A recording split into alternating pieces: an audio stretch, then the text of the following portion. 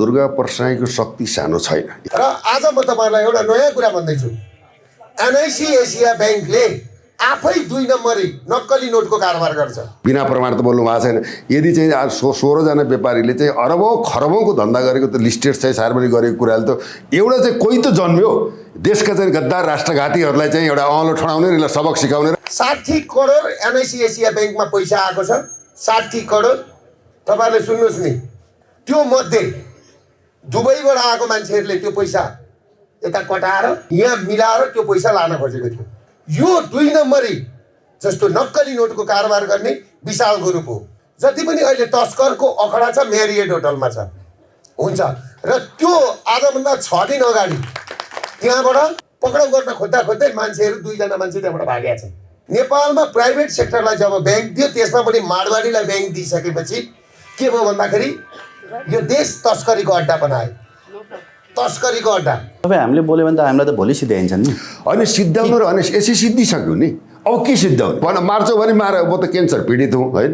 म त देशको लागि मुलुकको लागि जनता बचाउनको लागि आर्थिक व्यवस्थापन गर्नको लागि धर्म इतिहास संस्कृतिको पहिचानको लागि भनेर हिँडेको व्यक्तित्व मलाई मार्नु त मारिहाल्यो त भनेका छन्। बिना प्रमाण चाहिँ बोलेको छैन यार। नेपालमा चाहिँ नक्कली मुद्राको कारोबार फस्टाएको हो। ब्याङ्कको चाहिँ सिओ मिल्या हुन्छ कर्मचारीले मिल्या हुन्छ। त्यो मिलो मतमै काम हुन्छ। यो ध्रुव सत्य कुरा हो। 50-50 कारोबार हुन्छ नि त। यो प्रत्येक ब्याङ्क चाहिँ दोषी छ यसमा। अब एनआइसी एसियाको त अब मिडियामा आए अनुसार 50वटा शाखा नै बन्द गरियो। यो नट ओन्ली एनआइसी ब्याङ्कहरू अलमोस्टली यो कुराहरू हरेक चाहिँ वित्तीय संस्था सहकारी र केही बैङ्कहरूमा चाहिँ पहिल्यैदेखि चाहिँ तपाईँको चाहिँ 50 सालदेखि कन्टिन्यू भइरहेको अवस्था हो। वीरगञ्जमा कार्यरत थिएँ मैले। 347 जनाको त्यो चाहिँ वान्टेड लिस्ट मैले तयार गरेँ अवस्था पनि थियो। त्यतिखेर एउटा साजिद अन्सारी भन्नेलाई चाहिँ 50 लाख चाहिँ नै फ्याक करेन्सीसहित पक्राउ गरेको अवस्था थियो। हेर्नुहोस् नेपाल सरकारले चाहने हो भने सर्लाहीको चाहिँ दक्षिण बेल्टबाट हेर्नुहोस् चुनाव ताकत ब्याङ्कसम्मले ट्रकका ट्रक ल्याएर भित्र राख्यो भन्ने कुराहरू पनि आयो। त्यहाँ जाली नोट चाहिँ नेपाली जाली नोट छाप्ने जस्तै 2 करोड लिनु छ भने 1 करोड चाहिँ नेपाली लिने 2 करोड नेपाली नक्कली नोट दिने भन्ने कुरा त्यो व्यापार भएकै अवस्था छ। अब नेपाललाई एउटा ट्रान्जिट पोइन्ट अपराधिक एउटा अखडाको ट्रान्जिट पोइन्ट बनाइयोस्। यो नक्कली नोट चाहिँ ब्याङ्कमा राखेर सक्कली नोट चाहिँ के भन्दा खिच्ने काम भएको छ। यो चाहिँ यो भनौँ मुद्राई माफियाहरू त्यसमा अब चाहिँ ब्याङ्कका कर्मचारीहरू पनि संलग्न छन् होइन। इन्टरनेसनल गिरोह पनि संलग्न छ। नेपाल त एउटा ट्रान्जिट एक अखडा नै हो हरेक क्षेत्रबाट। ठुला व्यापारिक घरानाहरू नै यदि नक्कली नोट कारोबारमा संलग्न छन् भने अब फेरि अर्को हत्याको श्रृङ्खला चल्ने हो। यहाँ चाहिँ के भन्दा अपराधजन्य घटनाहरू अब चाहिँ घट्ने सम्भावना चाहिँ देखियो कि त्यस्तो हरेक कालखण्डबाट देश त दिनानुदिन जर्जर बर्बर र राष्ट्रिय अस्मिता नै समाप्त हुने अवस्था हो। यो राष्ट्रिय सवाल पनि हो कि अब काण्डै कति भन्ने हरेक काण्डमा चाहिँ अब त्यो सुनकाण्डदेखि लिएर अब नुनकाण्डसम्म चाहिँ एमाले काङ्ग्रेस माओवादी सबै मिलेका छन् भने देश त चाहिँ अघोषित रूपमा बिक्री भइसक्यो।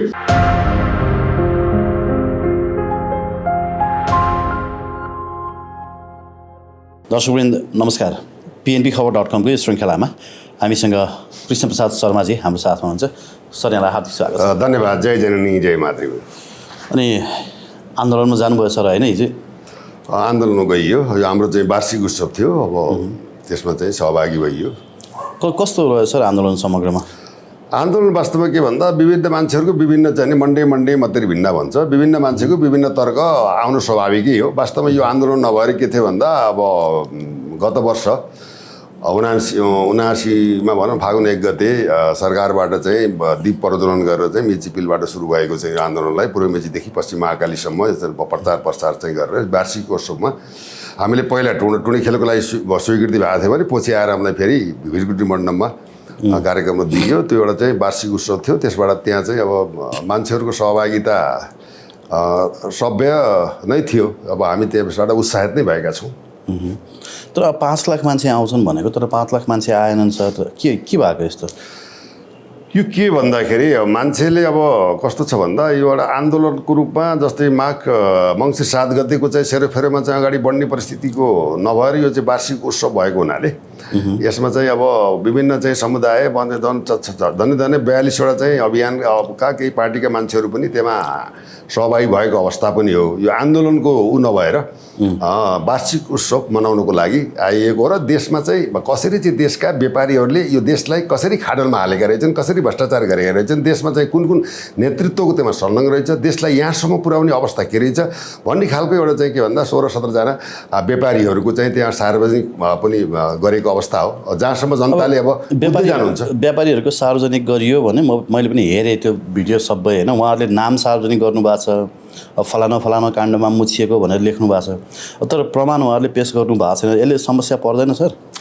समस्या के छ भन्दाखेरि यो त अब के त ब्याङ्कमा जे जति ऋण लिए जे जति गरे त्यसको इन्भेस्टिगेसन आन्तरिक रूपमा जाँदाखेरि यो त विशेषतः यो चाहिँ नेपाल राष्ट्र ब्याङ्ककै चाहिँ जवाबदेहिता हो। हेर्नुहोस् है, जति ब्याङ्कहरू खोलिन्छन्, जति चाहिँ वित्तीय संस्था सहकारीहरू खोलिन्छ, उसमा चाहिँ प्रत्यक्ष के भन्छ केन्द्रीय ब्याङ्क राष्ट्र ब्याङ्कले स्वीकृति दिनुपर्दछ। त्यसबाट मात्रै इस्टाब्लिस हुनु 2-4 करोड चाहिँ धरोटी राखेर। तथापि चाहिँ अहिले के भन्दा राष्ट्र ब्याङ्कको चाहिँ प्रति पनि जनताको चाहिँ नजर चाहिँ बिग्रियो भने यहाँका ब्याङ्क सहकारी संस्थाहरू सरकारकै नेतृत्वहरूले मिलेर चाहिँ देशको अर्थतन्त्रलाई धराशायी पार्नको लागि सहकारी ब्याङ्क भनौँका प्रबन्धक निर्देशक अब सिओ सबैलाई चाहिँ प्रयोग गरेर चाहिँ के भन्दा देशलाई दोहन गरेको अवस्थामा यो सार्वजनिक राम्रो कुरा हो। किन भन्दाखेरि अहिलेसम्म त कसैले यस्तो गर्न सकेका थिएन।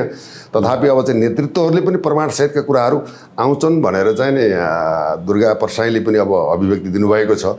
प्रमाण बिना त हेर्नुहोस् कसैलाई आरोप लगाउन पाउँदैन। प्रमाण भएर नै प्रमाणको सामान्य तर्कले त काम गर्दैन। प्रमाणिक रूपमा अध्ययन अनुसन्धान खोजबिन भएर नै त्यो सार्वजनिक गरेको चाहिँ अवस्था पक्कै पनि हेर्नुहोस्। वेल, अब यसो भन्दै गर्दाखेरि अस्तिको आन्दोलनमा अब के भयो, अस्तिको आन्दोलन होइन त, अस्ति 1 गतेको आन्दोलन, त्योभन्दा पनि इम्पोर्टेन्ट चाहिँ हिजोको पत्रकार सम्मेलन जुन दुर्गा प्रसादजीले आफ्नै निवासमा गर्नुभएको थियो, त्यो चाहिँ बडो डरलाग्दो लाग्यो मलाई। उहाँले आरोपै लगाउनु भएको छ। के आरोप लगाउनु भएको छ भने नक्कली नोट कारोबारमा एनआइसी एसिया बैङ्क नै संलग्न छ भनेर राख्नु भएको छ होइन। अब त्यो नक्कली मुद्रा नेपाली नक्कली मुद्रा हो या भारतीय नक्कली मुद्रा हो, त्यो कुरा अलिक स्पष्ट खुलेन जस्तो लाग्छ मलाई। यद्यपि म त्यो हामी हेरौँला होइन। तर सर अब के फेरि नेपालमा चाहिँ नक्कली मुद्राको कारोबार फस्टाएको हो? किनभने एकताका तपाईँको यो 67 भन्दा अगाडि जुन हिसाबले नेपालमा नक्कली नोटको कारोबारहरू भएका थिए र त्यो कारोबारहरूलाई दबाउनको लागि श्रृङ्खलाबद्ध योजनाबद्ध हत्याहरू नेपालको सिमानाभित्र भएका थिए। अब यसरी ठुला व्यापारिक घरानाहरू नै यदि नक्कली नोट कारोबारमा संलग्न छन् भने अब फेरि अर्को हत्याको श्रृङ्खला चल्ने हो। मेरो मूल क्वेसन चाहिँ यो हो सर। यहाँको प्रश्न अत्यन्त संवेदनशील र मार्मिक प्रश्न पनि हो। हामीले यसलाई जथाभावी उछालिरहेको हौँ कि यसमा सत्यता हो कि? विगतमा तपाईँको मिर्जा दिलसादको चाहिँ जुन हत्याकाण्डको हामीले चाहिँ श्रृङ्खला विगतमा निकालेका थियौँ यहाँबाट नै, त्योदेखि सुरु भएको र यो चाहिँ नि पहिलोपटक जमिम शाह, मिर्जा दिलसाद बेग, तपाईँको छोटे राजन, अब त्यसमा दाउद इब्राहिमसम्मको छोटे राजन त अझ भनौँ नेपालभित्रको हामी कुरा गर्दाखेरि पछि गएर लाल मोहम्मदको हत्यासम्मको यो श्रृङ्खला हेर्दाखेरि चाहिँ कतै न कतै त्यही नक्कली नोट कारोबारका श्रृङ्खलाहरू जोडिन्छन् नि त सर? जोडिन्छन्। मैले तपाईँलाई एउटा ऐतिहासिक कुरो गरौँ। जब म वीरगञ्जमा कार्यरत थिएँ, मैले 347 जनाको बुझ्नु नै त्यो चाहिँ वान्टेड लिस्ट मैले तयार गरेँ अवस्था पनि थियो। त्यतिखेर एउटा साजिद अन्सारी भन्नेलाई चाहिँ नि 50 लाख चाहिँ नि फ्याक करेन्सीसहित पक्राउ गरेको अवस्था थियो। हेर्नुहोस्, यहाँको प्रश्नले के गर्यो भन्दा यो चाहिँ नि हत्या, हिंसा भनौँ, यो चाहिँ नि भनौँ ड्रग्सको व्यापार, जाली नोटका कारोबार, जाली नोट डलरका कारोबार होइन, मूर्तिका कारोबार, यावत कारोबारकोमा अहिले चाहिँ के भन्दा एसिया जुन एनआइसी ब्याङ्कले तपाईँ चाहिँ 60 करोडको चाहिँ नि कुराहरू बाहिर आए। तपाईँले 60 करोड चाहिँ बरामद भएका कुराहरू आए। ब्याङ्कमा चाहिँ नक्कली नोट छापछाप्ती छ भने तपाईँलाई एउटा अझ म भनौँ नेपाल सरकारले चाहने हो भने सर्लाहीको चाहिँ दक्षिण बेल्टबाट हेर्नुहोस् चुनाव ताकत चाहिँ नि अहिले नाम चाहिँ नभनौँ, अनुसन्धानमा छौँ, ब्याङ्कसम्मले ट्रक ल्याएर भित्र राख्यो भन्ने कुराहरू पनि आए। त्यहाँ जाली नोट चाहिँ नेपाली जाली नोट छाप्ने, जस्तै 2 करोड लिनु छ भने 1 करोड चाहिँ नेपाली लिने, 2 करोड नेपाली नक्कली नोट दिने भन्ने कुरा त व्यापार भएकै अवस्था छ। अब यसमा के भन्दा यो गम्भीरता के छ भन्दा नेपाललाई एउटा ट्रान्जिट पोइन्ट, अपराधिक एउटा अखडाको ट्रान्जिट पोइन्ट बनाइयो। सुन तस्करी, अब तपाईँको चाहिँ खाक तस्करी, मानव तस्करी, अब चाहिँ जाली नोट तस्करी, डलर तस्करी, अब विभिन्न खालको मूर्ति तस्करी, होइन अरू तस्करी त भइरहेका छन् होइन। सुन तस्करी भइरहेका छन्, ड्रग्सको तपाईँको अफ्रिकनदेखि लिएर तपाईँको साउथ अमेरिकन लेडिजहरू समेत टिआइएमा समातेका कुराहरू त सामान्य छन्। तर नक्कली नोटको कारोबार यदि नेपालको सरहदभित्र हुन्छ भने भारतले ठुलो हेरेर बस्दैन। ठुलो हेरेर बस्दैन। भारतमा तपाईँलाई भनौँ, मैले चाहिँ विगतको एउटा डाटा हेर्दाखेरि तपाईँको चाहिँ कति 300 करोड चाहिँ नोट नक्कली नोट जलाएको थियो त्यहाँको रिजर्भ ब्याङ्क अफ इन्डियाले। हेर्नुहोस् त्यहाँ जलाइन्छ, दुरुस्त उस्तै हुन्छ। हेर्नुहोस् त्यो नोट लिएर तपाईँ किन्न जानुभयो भने त कसैले चाहिँ यो चाहिँ नक्कली हो भन्दैन हेर्नुहोस् यसले ब्याङ्कमा छ्यापछ्याप्ती पनि छ भने यो नक्कली नोट चाहिँ ब्याङ्कमा राखेर सक्कली नोट चाहिँ के भन्दा खिच्ने काम भएको छ। यो चाहिँ यो भनौँ मुद्राई माफियाहरू, त्यसमा अब चाहिँ ब्याङ्कका कर्मचारीहरू पनि संलग्न छन् होइन, त्यसमा इन्टरनेसनल गिरोह पनि संलग्न छ। नेपाल त एउटा ट्रान्जिट एक अखडा नै हो हरेक क्षेत्रबाट।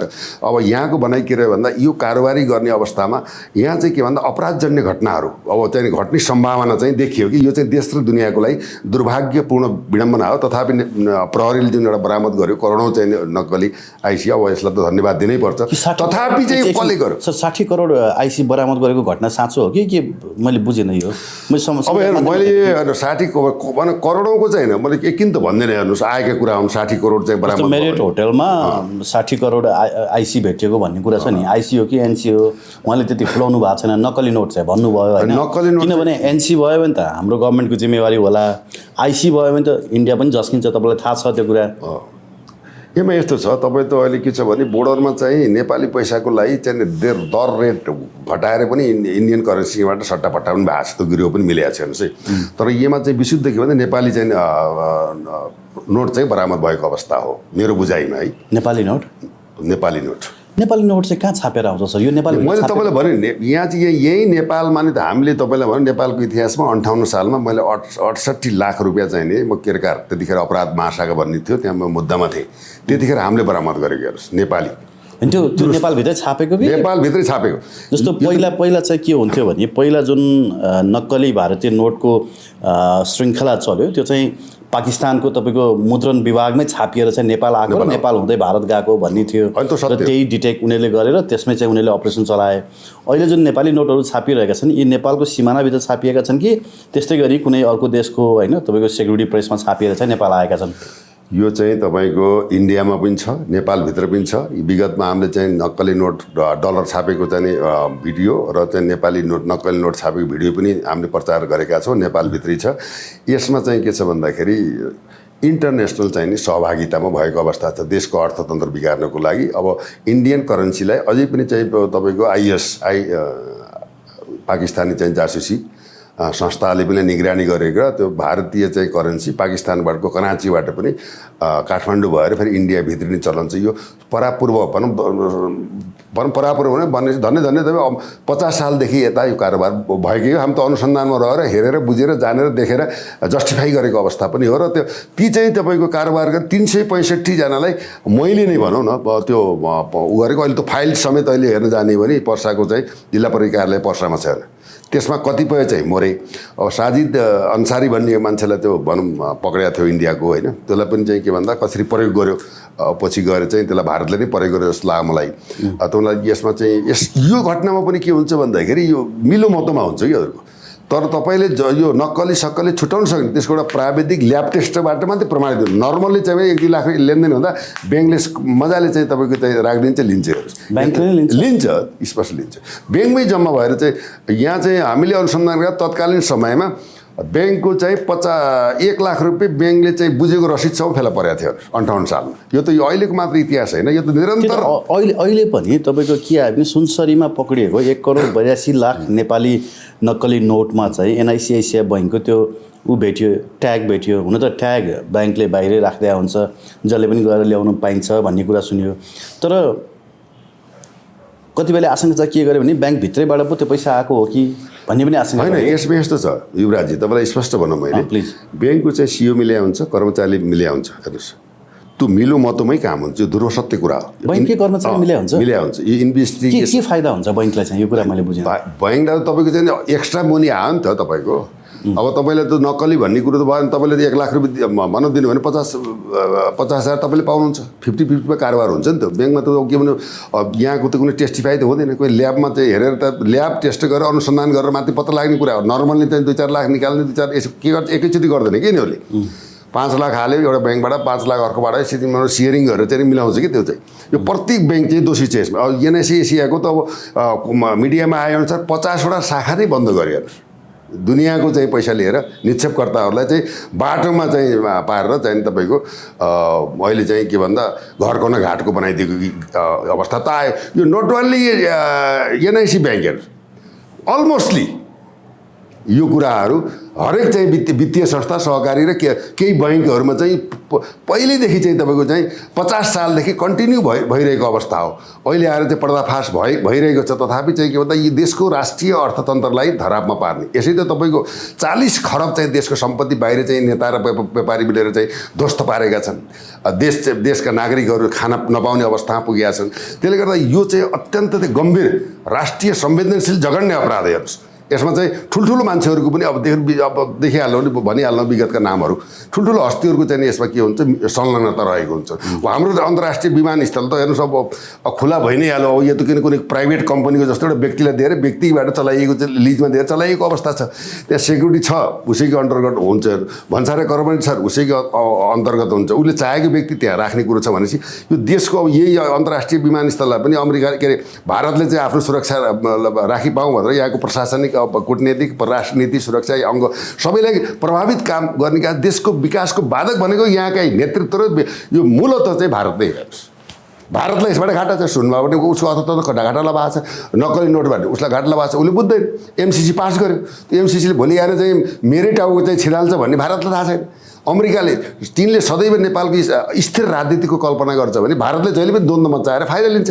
देशको विकास होस् भन्ने कुनै पनि नेतृत्वले चाहेन। त्यसको कारण यो त हो। फेरि नेता पनि के भइदियो भन्दा विदेशमुखी भइदिए। विदेशमुखी नेताले देशको चाहिँ समृद्धि विकास र जनताको भाग्य र भविष्य निर्माण गर्नको लागि तिनीहरूले लाग्दैन। हामीले देखिसक्यौँ। यिनले त अब नागरिकता ऐन हेर्नुहोस्। अब देशका नागरिकहरूले हामीलाई नपताए भनेर उसले चाहिँ लाखौँ चाहिँ नागरिकता चाहिँ भनौँ विदेशीहरूले पाएको अवस्था पनि हो। देश त हरेक कालखण्डबाट देश त दिनानुदिन जर्जर बर्बर र राष्ट्रिय अस्मिता नै समाप्त हुने अवस्था हो। यो राष्ट्रिय सवाल पनि हो कि युवराजजी। वेल अब दुर्गा प्रसादको जय जयकार यताउता त अरूहरूले नि गरेकै छन् होइन, तपाईँ हामी पनि गर्दै गरौँला।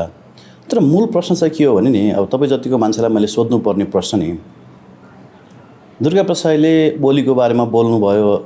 30 अर्ब रुपियाँ कम्बोडियाको टेलिकममा लगानी छ भन्नुभयो। त्यसको कडा प्रतिवाद आएन। सायद त्यसकै काउन्टर स्वरूप उहाँलाई कालो मोसो चाहिँ दलियो। तर अब होइन भनेर उहाँले त्यसरी विज्ञप्ति जारी त गर्नुभयो जस्तो लागेन। यद्यपि कुनै सार्वजनिक स्थानमा उहाँले बोलेको चाहिँ सुने।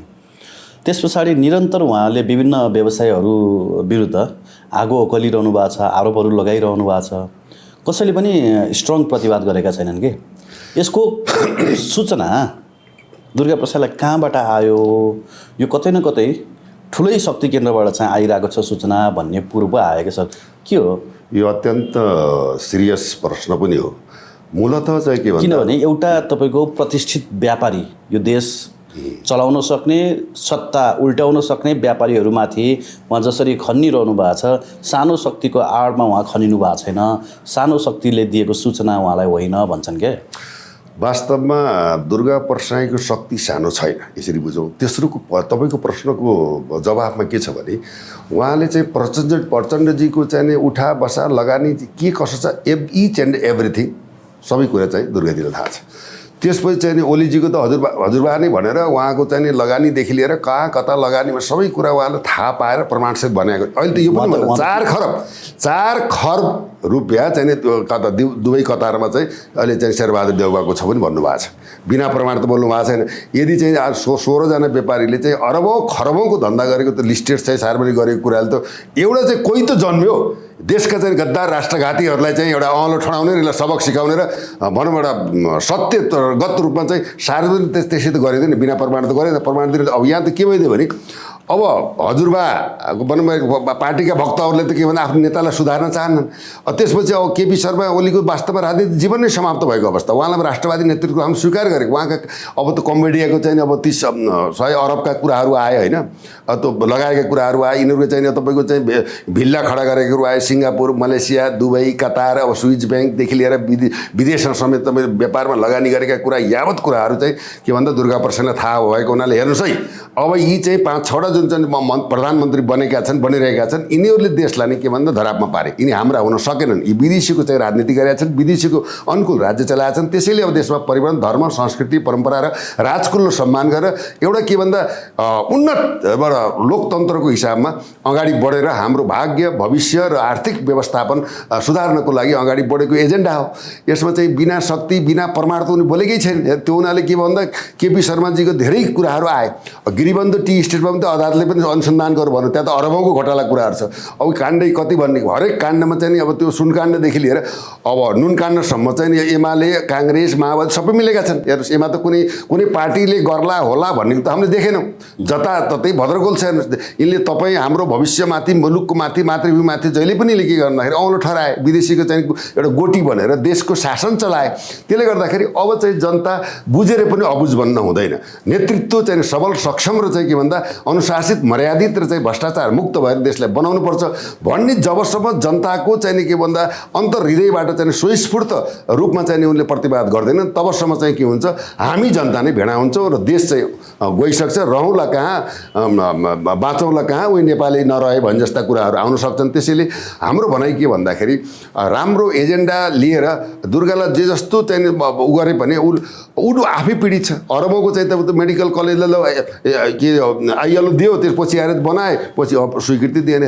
आज 5 स्टार हो त त्यस्तै छ भने एउटा त्यो पीडाबाट गुज्रेको चाहिँ व्यक्तित्व हो नि त दुर्गा प्रसाई।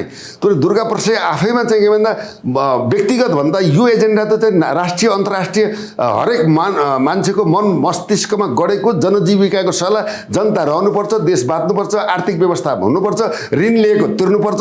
त्यो ऋणलाई समय अथवा मिना के गर्न सकिन्छ, 32 अरब चाहिँ तपाईँको चाहिँ बिजुलीको चाहिँ ट्याक्स तिर्नै बाँकी छ, माडे व्यापारले तिरेकै छैन। अस्ति त 22 करोडको चाहिँ मिनाको कुराहरू पनि आए। अहिले प्रधानमन्त्रीजीले कारवाही गर्छु भनेपछि फेरि बन्द गर्नुभयो, सञ्चालन गर्नुभयो। फेरि यो चाहिँ अरुण चौधरीलाई पक्रो गर्नु हो, त्यहाँ के चाहिँ गोलमटोल भयो, पुलिसले चाहिँ अनुसन्धान गर्न मात्रै हैरान, त्यहाँ अनुसन्धान चाहिँ गर्न निकालेर गर्ने भने यावत कुराहरूले के हुन्छ भन्दा नेतृत्वमा के जवाबदेहिता भएन, राष्ट्र र मुलुकप्रतिको एउटा कानुनको पनि सम्मान भएन। त्यसले गर्दा यो जनताले उहाँहरूलाई कहिलेसम्म विश्वास गर्ने, कहिलेसम्म मौका दिने, उहाँबाट हामीले के आशा गर्ने, देशले के आशा गर्ने, किसानले के आशा गर्ने, विद्यार्थीले के आशा गर्ने, विदेशमा रहेका नागरिकहरूले चाहिँ 50 डिग्रीको चाहिँ रूपमा रगत र पसिना बगाएर बसिरहेका छन्। उनले के बेगा नेपालमा राजनेता भए, यो के भन्दा हजारौँ चाहिँ के भन्दा नेता भए राजनेता हुन सकेन। त्यसैले अब चाहिँ यो पात्र, पद्धति, प्रणाली, सिस्टमलाई एउटा चाहिँ दिगो रूपमा, अनुशासित र मर्यादित रूपमा अगाडि बढाउन सकेन भने देश चाहिँ अत्यन्त चाहिँ के भन्दा नेपालको इतिहासकै कालखण्डमा यति कमजोर, यति दलदलमा फसेको, यो अभाव, तनाव, महँगी, बेरोजगारी यावत कुराहरूलाई देश टाट पल्टाएर विसर्जनको अवस्थामा पुग्दा पनि यिनीहरूको दिमागमा त बुद्धि नै आउँछ। हामी त हजमरै हौँ, हामीले त के भन्दाखेरि अब कहिल्यै मर्दैनौँ, देशको लागि केही गरेर मरौँ भन्ने खालको सोच कुनै पनि नेतृत्वमा आएन। जति हामीले सम्झाए पनि, जति बोले पनि के भइदियो भन्दाखेरि उनी आफ्नै चाहिँ सन्तति, आफ्नै परिवार, आफ्नै चाहिँ मान्छेलाई ठेक्कापट्टा, आफ्नै संसद, आफ्नै मन्त्री, आफ्नै राजदूत, आफ्नै चाहिँ जिएम, अब आफ्नै राजनीतिक नियुक्ति, हरेक चाहिँ नियुक्ति, अब निजामती कर्मचारीमा पोलिटिक्स, प्रहरीले भातृ सङ्गठनको प्रयोग, सेनालाई चाहिँ के भन्दाखेरि अब त्यो घटाउनेदेखि लिएर बढाउने यस्ता नचाहिने कुराहरूले गर्दाखेरि अब यो नेपालको नेता त गफै हान्ने मात्रै भयो। नेपालको राजनीति भनेको गफमा मात्रै आधारित भयो। यसले सिनको पनि भाँचेन।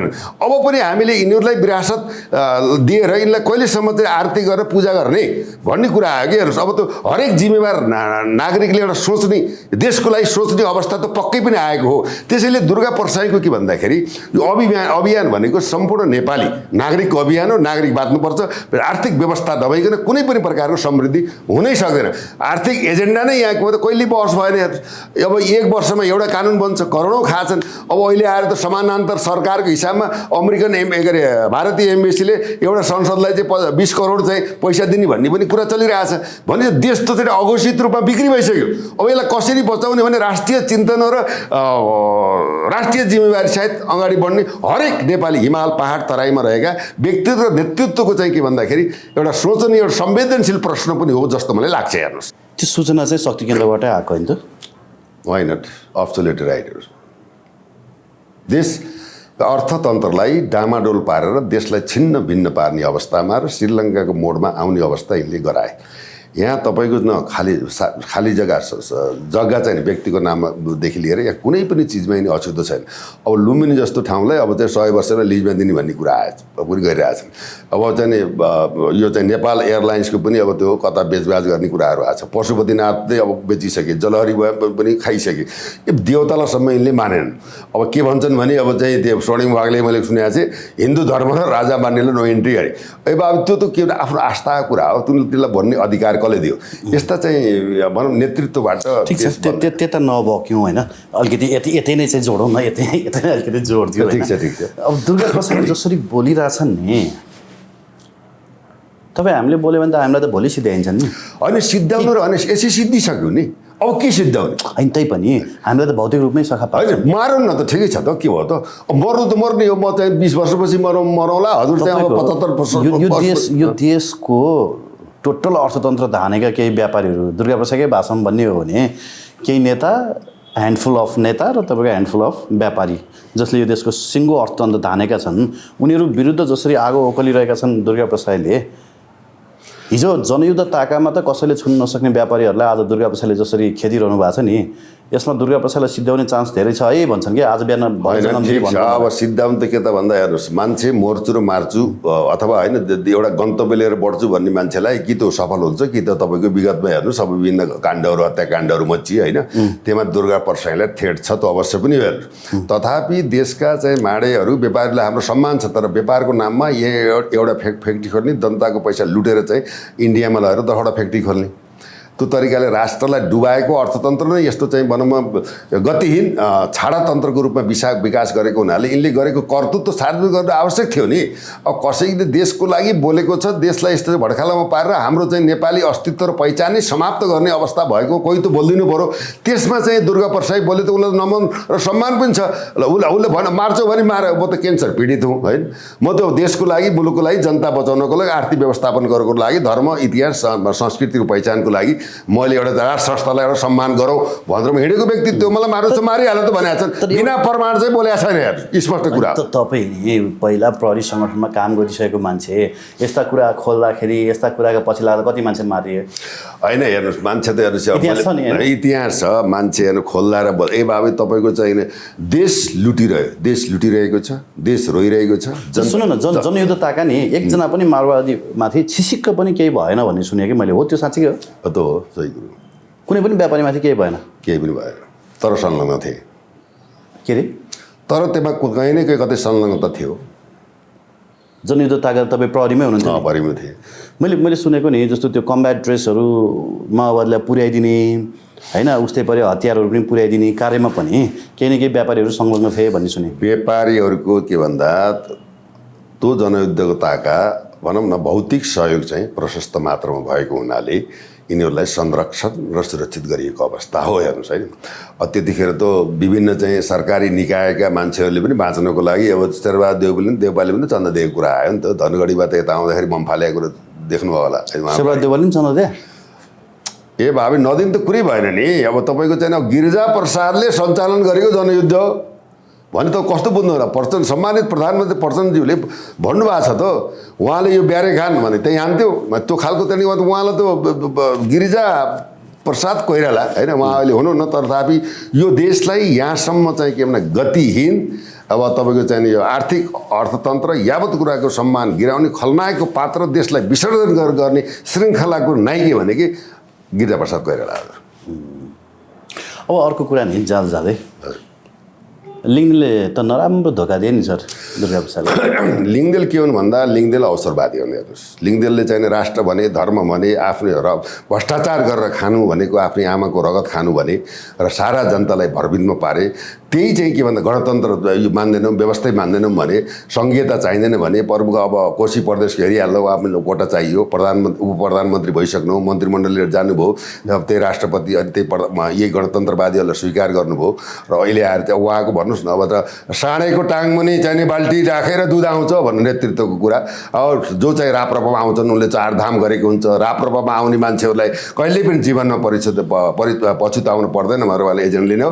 उहाँले चाहिँ के भन्दाखेरि अब हेर्नुहोस् यो के छ एउटै मुद्दा हो एउटै गन्तव्य हो एउटै लक्ष्य हो भने अब चाहिँ राजेन्द्र रिगले अब तपाईँ हेर्नुहोस् ज्ञानेन्द्र शाही अब रविन्द्र मिश्रा अब तपाईँको चाहिँ यो केशरबहादुर विष्ट यो नयाँ शक्ति के छन् नि होइन तपाईँको यिनीहरू त अब के भयो भन्दा चिरा परे भाइ फुटेको आवाज लुटी भयो हेर्नुहोस् अब यो अब पहिला पनि चाहिँ के भन्दा त्यो 7 गते कार्यक्रममा पनि अब लिङदेलजीले अब चाहिँ कता कता हिँड्नुभयो राजाको कुरो आछ राजालाई यसमा चाहिँ मुस्नुपर्ने आवश्यक छैन किन भन्दाखेरि अब राजा सबैका साझा हुन् अब दुर्गा प्रसाईको कार्यक्रममा आएर चाहिँ विवादित हुन सकिएला भन्ने त्यो एउटा सल्लाह होला त्यो किन जनताको सामने जानुपर्छ अभिनन्दन भएको छ राजाको सम्मान भएकै छ त राम्रो पक्ष पनि हो तथापि चाहिँ के भन्दाखेरि राजाको पनि के भन्दा सल्लाहकारहरू जुन पुरातनवादी चिन्तित भएका मान्छेहरू यहाँ त जुवाको विषय भयो के दुर्गा प्रसाईलाई चाहिँ के भन्दा मैले स्वीकारेँ भने अस्तित्वको सवाल भनेर राजेन्द्र लिङले भन्ने यो नेतृत्वको अस्तित्वको लडाइँ जुवाको लडाइँबाट भएको जबसम्म सबै चाहिँ राष्ट्रभक्ति सम्पूर्ण देशका नागरिकहरू एक भएर यो चाहिँ अहिलेको चाहिँ यो भनौँ यो व्यवस्था र पात्र पद्धति प्रणाली भ्रष्टाचारी देश नै डुब्ला लागेको अवस्थामा एकीकृत त हुँदैन सँगै शक्ति कलौए भन्छ युनिटी इज द स्ट्रेन्थ भन्छ होइन हुन नसकेपछि के हुन्छ भन्दाखेरि राज्यले कमजोर ठान्छ त्यो हुँदैन दबाएर जान्छ जबसम्म के हुन्छ हुन त जनताको अगाडि चाहिँ सरकारको केही लाग्दैन तथापि नेपालमा के भन्दा जनता बुझेर पनि के भइदियो भन्दा पार्टीका गोठाला बने र चाहिँ राजालाई पनि मिसगाइडका कुराहरू भयो कि सल्लाहकार राम्रो हुन सकेन होइन अब त्यसले गर्दा पनि हामी यसमा चिन्तित चाहिँ छौँ तर राजेन्द्र लिङदेल कमल थापा भनेका चाहिँ अवसरवादी व्यक्तित्वको रूपमा हामीले मान्यौँ जबकि चाहिँ दुर्गा प्रसाईसँग कमिटमेन्ट गरेर फोटो हाल्ने फोटो हाल्दैमा आउनुपर्छ भनेर धम्की दिने होइन त्यो उहाँले चाहेको के हो उहाँले चाहेको प्रश्न यहाँ छ नि त उहाँ पनि अछुतो त हुनुहुन्न किन अछुतो हुनुहुन्न भन्दाखेरि उहाँले जति चाहिँ जनतालाई भ्रमित पारेर त्यो बेलामा चाहिँ हामी पनि चाहिँ उहाँको सहकार्यको लाग्यो उहाँले देशको लागि के गर्नु उहाँ त अहिलेको यो